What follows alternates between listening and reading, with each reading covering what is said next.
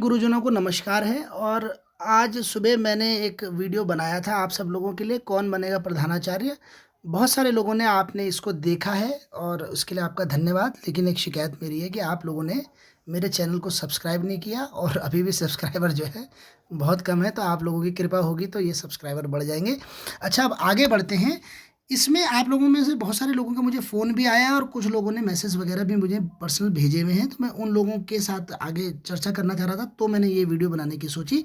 अब आप लोगों में से बहुत सारे लोग हमसे पूछ रहे हैं कि क्या होगा, अब आगे क्या होगा। मतलब जैसे कुछ लोगों के लिए तो ये मेरे ख्याल से जैसे ये कोर्ट का ऑर्डर आ गया, तो मैं बता दूं कि इसमें देखिए बिंदु 9 और 8, 8 और 9 बिंदु जो है, इन दोनों बिंदुओं में स्पष्ट किया गया है कि क्या होगा।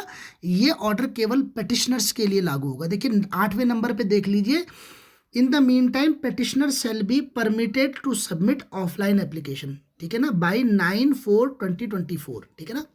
एक तो ये किसके लिए आ रखा है, पेटिशनर के लिए। दूसरा ये क्या कह रहा है, ऑफलाइन एप्लीकेशन सबमिट करेंगे पटिशनर्स। ऑफलाइन क्यों करेंगे, क्योंकि अभी ऑनलाइन में तो 50 वर्ष से ज़्यादा वाले अलाउ होंगे ही नहीं, ठीक है ना। अभी तो आयोग ने उनको मतलब अलाउ किया ही नहीं होगा और अलाउ करेगा भी नहीं, क्योंकि वो तो केवल कुछ ही लोगों के लिए है।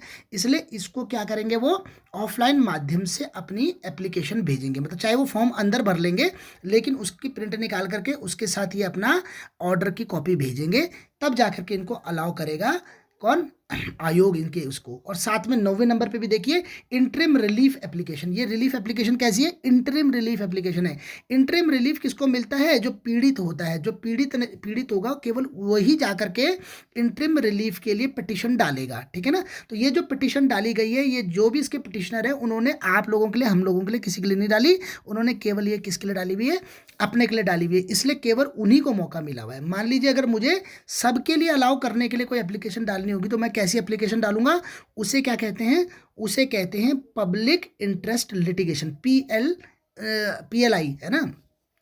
तो पब्लिक इंटरेस्ट लिटिगेशन जो होगी वो पब्लिक मतलब मतलब बहुत सारे लोगों को क्या करेगी, कवर करेगी। तो इतनी बात तो हमें समझ में आ गई कि यहाँ पे क्या हो रहा है, केवल ये पिटिशनर के काम का ऑर्डर है, बाकी लोगों के काम का ऑर्डर नहीं है। पर ऐसा भी नहीं है कि किसी के काम का ऑर्डर नहीं है। आप लोग ये जानना चाह रहे हैं कि अब आगे क्या हो सकता है इसमें, तो ये भी बात नहीं है। मैंने क्या किया है, हाई कोर्ट में 2-3 लॉयर से इसके ऊपर बात की है और मुझे इतनी जानकारी उन्होंने दी है कि भाई अब चूंकि एक इसका क्या आ चुका है, एक डिसीजन इस पे आ चुका है, एक वर्डिक्ट आ चुका है, ऑर्डर आ चुका है, तो हम क्या कर सकते हैं, इस ऑर्डर के आइडेंटिकल जो भी केसेस हैं उनके लिए इंटरिम रिलीफ सीख कर सकते हैं, मांग सकते हैं, ठीक है ना। तो अब आप ये बात भी समझ लीजिए कि अगर आप भी इसी तरीके से परेशान हैं कि 50 साल से ऊपर हैं, लेकिन आप फॉर्म भरने के लिए अहर होने के बावजूद भी भर नहीं पा रहे हैं, तो आप लोगों को क्या करना पड़ेगा, अपने के लिए इंटरिम रिलीफ के लिए एप्लीकेशन डालनी पड़ेगी, आपको पिटिशन करनी पड़ेगी। मैं आप लोगों को अपना फ़ोन नंबर लिख के दे देता हूँ। अगर 9410321679, डॉक्टर आलोक मेरा नाम है। अगर आप लोगों की भी इससे संबंधित कुछ अन्य क्वेरीज होंगी कि कैसे इसको डाला जाएगा, तो उसके लिए मैं आप लोगों को संपर्क वगैरह अगर मेरे चाहिए होंगे तो मैं आपको दे दूंगा। मगर आप लोग क्या करेंगे कि कोर्ट में जब तक नहीं जाएंगे तब तक कोर्ट आपको रिलीफ नहीं देगा, और अगर आप कोर्ट में जाते हैं तो आइडेंटिकल केस होने के कारण लगभग ये काम सभी लोगों के लिए हो जाएगा।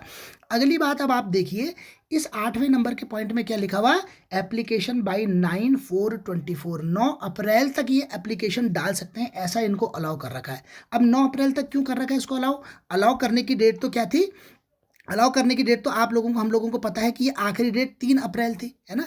तो 3 अप्रैल जो आखिरी डेट थी, अब वो 9 अप्रैल हो चुकी है। इसके लिए भी आयोग ने अपनी वेबसाइट में अपडेट कर रखा है। मैं आपको ये साथ साथ ये नोटिफिकेशन भी दे देता हूँ। देखो उत्तराखंड लोक सेवा आयोग का 2 अप्रैल का ये नोटिफिकेशन इनके उसमें डाला हुआ है, आयोग ने अपनी साइट में डाला हुआ है। ये क्या कह रहे हैं कि जो पहले 3 तारीख तक लास्ट डेट थी, अब उसको 9 अप्रैल 2024 तक के लिए बढ़ा दिया गया है। देखिए मैं अंडरलाइन कर रहा हूँ, 9 अप्रैल 2024 तक के लिए उसको क्या कर दिया गया है, बढ़ा दिया गया। और क्यों बढ़ाया गया है, उसका कारण देखिए जी, ये लिखा हुआ है इन्होंने। पहले शैक्षणिक अहर्ता में क्या था, 50% तो पीजी में होने चाहिए, प्लस बीएड भी होना चाहिए।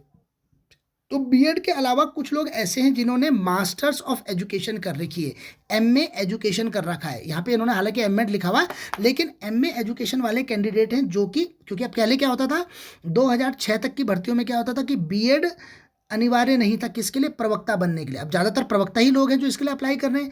अब आप प्रवक्ता तो बन गए, लेकिन आपका बीएड नहीं था, और बीएड न होने के कारण अभी आपको प्रिंसिपल नहीं बनने देंगे। तो यहाँ पे आपके बिंदु जो हैं कट रहे थे। तो इस चीज़ के लिए इन्होंने क्या किया है, इन्होंने इसका सुओ मोटो ले रखा है, किसने? आयोग ने। और आयोग ने अपनी तरफ से ये निकाला हुआ है कि भाई चिंता मत कीजिए, जो लोग एमए एजुकेशन है उनको भी मौका दे देंगे। बहरहाल इस बिंदु पे भी इन्होंने चैलेंज होना है। ये सब चीज़ें आप आगे के लिए भी देख करके रहिए। मगर आगे अब आपको बता रहा हूँ मैं कि जो 3 अप्रैल की डेट थी, अब वो 9 अप्रैल हो गई है। और बाकी रही बात ठीक है ना, तो इतनी बात तो हो गई है। और इसके बाद क्या होगा, देखिए कुछ बिंदु और दे रखा है इसने।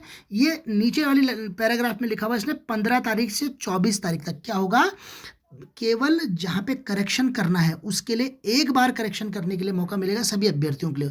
उन अभ्यर्थियों को भी जिन्होंने अभी तक जमा कर दिया है या जमा करेंगे 9 तारीख तक, उन सबको एक बार मौका मिलेगा 15 तारीख से 24 तारीख तक के लिए, जिसमें कि वो क्या कर पाएंगे, 10 दिन के लिए विंडो खुलेगी और 1 टाइम करेक्शन कर पाएंगे अपनी एप्लीकेशन में। ये बात याद रखिए। दूसरी बात, कैंडिडेट ने एक ही एप्लीकेशन भरनी है, एक से ज़्यादा एप्लीकेशन कोई नहीं भरेगा, उसको भी रिजेक्ट कर लेंगे, ये बात भी ध्यान रखिए। और बाकी क्या है, बाकी अन्य शर्तें सेम है। बाकी अन्य शर्तें कौन कौन सी हैं वो हमने सब पढ़ी हुई है, आपको पहले से भी पता है। अन्य शर्तों के अंदर जो बिंदु 5 है इसका, ये आहारताएँ जो है ना इसकी, ये है आहारताएँ इसमें, है ना। बिंदु 5 के अंदर हम पढ़ रहे हैं कि एक तो ये उत्तराखंड के सरकारी विद्यालयों में कार्यरत टीचर ही भर सकते हैं, पहली बात, ठीक है ना। और कौन कौन टीचर भर सकते हैं, एक तो प्रधानाध्यापक, जो राउमा के प्रधानाध्यापक हैं वो भर सकते हैं। दूसरे इसको प्रवक्ता भर सकते हैं, और तीसरे इसको सहायक अध्यापक भरते हैं। देखो लाइन बारी से लिखा हुआ है इन्होंने, ठीक है ना। सामान्य शाखा से जो जा रखे हैं वो सामान्य शाखा के लिए भरेंगे, ठीक है। और जो महिला शाखा के लिए जा रखे हैं वो किससे भरेंगे, वो महिला शाखा के लिए भरेंगे। तो इसको क्या करना है, इसको सामान्य शाखा और महिला शाखा के लिए सेपरेट सेपरेट आप अप्लाई करेंगे, ठीक है ना। मतलब जो महिला शाखा वाले हैं वो महिला शाखा में ही अप्लाई करेंगे, सामान्य शाखा वाले सामान्य शाखा। प्रधानाध्यापक राउमा जो है उनकी कम से कम 2 वर्ष का अनुभव हो जाना चाहिए, और जो प्रवक्ता हैं उनको 10 वर्ष का अनुभव हो जाना चाहिए। साथ साथ जो सहायक अध्यापक प्रोन्नत होकर के प्रवक्ता बने हुए हैं उनको भी 10 वर्ष का अनुभव हो जाना चाहिए, जो कि अगेन एक इसमें विवादित पॉइंट है, लेकिन फिलहाल अहर्ता के रूप में ये मैंडेटरी है। और साथ साथ संतोषजनक, ये क्या लिखा हुआ है देखो, संतोषजनक सेवा का प्रमाण पत्र, ये भी बहुत इंपॉर्टेंट है। ये भी क्या है, अधीनस्थ अधिकारी से, जो मतलब नियुक्ति अधिकारी है उससे इसका संतोषजनक सेवा का प्रमाण पत्र भी इसके साथ लगाना होगा। साथ साथ बाकी अहर्ताएं, जैसे कि आयु की अहर्ता जो 1 जुलाई 2024 तक 50 वर्ष मांगा गया है, उस तक ही अडहर होगी अभी ये। और कोई आरक्षण इसमें नहीं है, ये बात आप पहले से भी जानते हैं, कोई आरक्षण इसमें नहीं है। 50% इसमें पीजी का क्या है, चाहिए होगा आपको। तो इतनी बातें सामान्य रूप से सब लोगों के लिए एप्लीकेबल हो रही हैं। बाकी मैंने आप लोगों को इस वीडियो के माध्यम से ये समझाने की कोशिश की है कि आप लोग जो लोग 50 वर्ष से अधिक की एज के हैं और वो इसके लिए बाकी एलिजिबिलिटी रखते हैं, बाकी अन्य चीज़ें उनकी एलिजिबिलिटी रखते हैं, उन लोगों को 9 तारीख से पहले फॉर्म भरने के लिए, एलिजिबल होने के लिए कोर्ट में जाकर के अपने लिए इंटरिम रिलीफ मांगना पड़ेगा। और इसके लिए क्या है, हाई कोर्ट ही जाएंगे आप। मैंने पता किया था, तो देहरादून से ये काम नहीं हो पाएगा, ये सीधा कहाँ होगा, हाई कोर्ट में ही होगा। अब ये कैसे होगा, इसके लिए अगर आप कोई जानकारी चाहेंगे तो मैं आपको, जो कि मैंने नंबर दिया हुआ है उसके माध्यम से आप पूछेंगे, तो मैं, मेरे पे जो सामान्य जानकारी होंगी मैं आपके साथ साझा करूँगा। धन्यवाद।